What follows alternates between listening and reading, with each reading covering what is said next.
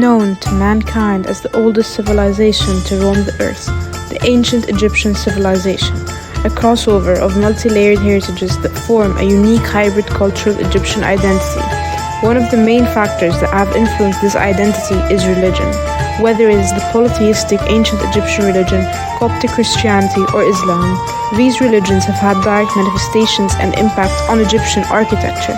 The typologies of buildings, their architectural styles, have all evolved and developed based on these different religions, and particularly on the belief in the afterlife.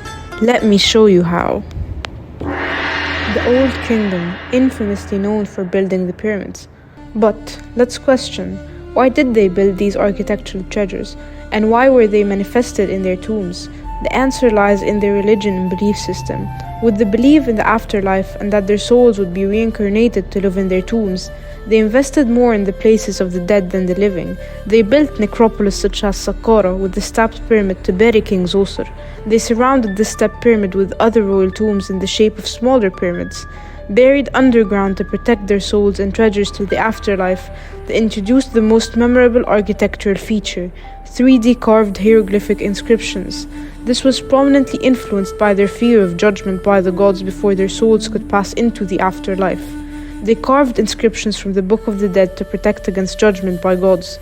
These hieroglyphs were also depicted the lives they lived, portraying them as great rulers so that they may be later rewarded in the afterlife, as we can see in the tomb of Meriruka, with him supervising the slaughter of the hippopotamus to protect the people. The Great Pyramids of Giza, Khufu, one of the 7 wonders of the world, Khafra, and Menkaure are another testimony to how their belief in the afterlife gave rise to the Great Pyramids. With the aim of reaching towards the sun and the sky, one of the great gods, it is said that the height of Khufu at 146.4 meters is the same distance from the earth to the sky. In ancient Egypt, but this time during the Middle and New Kingdoms, with the same belief in the afterlife and having learned from their ancestors, the Middle and New Kingdoms began building temples carved into the mountains instead of the pyramids. Moving the capital to Thebes, the kings such as Ramses II built the Temple of Luxor, which was one of the few temples not dedicated to the gods actually, but to the kings. Still, Ramses II built another mortuary temple. Ramses III built his mortuary temple in the city of Habu. A mortuary temple itself is used for worshipping the king even after his death, as his soul still lives on in the afterlife, and also to worship the great god of that king. These temples are marked with hieroglyphs to commemorate the acts of the king. The Temple of Hatshepsut was another mortuary temple dedicated not just to Hatshepsut, but also to the ancient Egyptian great god Amun. In the Valley of the Kings, the magnificent tombs housed hieroglyphic inscriptions to protect the soul and portray the journey of the afterlife. One interesting example is the 12 monkeys represented in the tomb of Tutankhamun to show the 12 hours taken by the soul to ascend to the sky. Another prominent continuing feature is the Starry Night, which is said to keep the soul company when it comes back to life. These beliefs were shared not just by the kings, but also by the common people of ancient Egypt. In Deir el-Medina, while the tombs are smaller, they are still protected by inscriptions from the Book of the Dead. A new era, marked by monotheism, Coptic Egypt. With a shift towards monotheism during the end of the Greco-Roman period and the start of the Coptic era, temples began to transform to churches for the worship of a single god.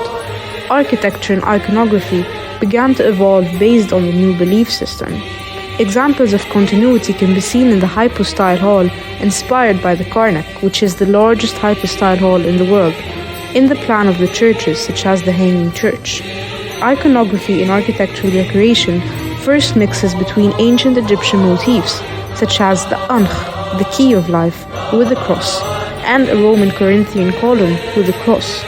These later developed to purely Coptic motifs, influenced by Christian and biblical stories, depicted in glass mosaics and inscriptions on churches.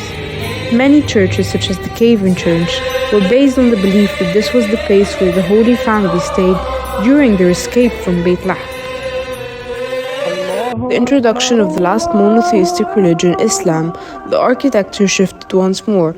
Mosques were built as a place of worship to God. The era of the Ptolemies witnessed the construction of the third oldest mosque in Egypt. The Malwiya minaret is one of the mosque's most prominent features, inspired by the spiral minaret of the Great Mosque in Samarra. To honor God, Kufi Quranic bands are featured around the mosque, and hypostyle colonnades adorn the prayer hall, a continuation of ancient Egyptian architecture. The three distinguishing features of Islamic architecture replace hieroglyphs and iconography, since figular imagery is banned in Islam, complex geometry to symbolize fear of God, the arabesque or scroll as a symbol of wisdom of God depicted in the Quran, and calligraphy as an icon of knowledge. The concept of constructing mosques in itself as a house of worship to God is based on the principle that Muslims must perform the ritual of prayer to be rewarded in the afterlife. Believing to be descendants of Fatima al-Zahra and Ali ibn Abi Talib, the Shia Fatimids focused on the theme of light. White mosques such as Aqmar, Azhar, and Al-Hakim were constructed. White marble and stucco replaced the traditional stone. Calligraphy and inscriptions began to feature both Prophet Muhammad, peace be upon him, and Ali, such as this example from the Hakim, combining both their names within the Star of David. Shifting again from Shia to Sunni Islam, the Mamluks introduced a new typology of building to reinstate Sunni Islam, the madrasa. Such as the madrasa of Sultan Hassan, it features a central court around 4 imams, each dedicated to one of the 4 schools of jurisprudence. Returning back to the concept of the afterlife, they built their mausoleums or tombs within the madrasas or mosques so that their souls would be linked with the pious acts of praying and learning the Quran. The 3 elements of Islamic architecture, geometry, calligraphy, and arabesque, are taken to a whole new level during the age of the Mamluks. With that, the evolution of the unique Egyptian architecture is proved as a multi-layered direct manifestation of the multiple religions that Egypt has witnessed and their belief on the afterlife, with certain elements continuing, such as the great hypostyle hall, while others new, such as the Coptic iconographies and the new typologies such as the madrasa. The evolution of Egyptian architecture is a unique blend of religions and cultures.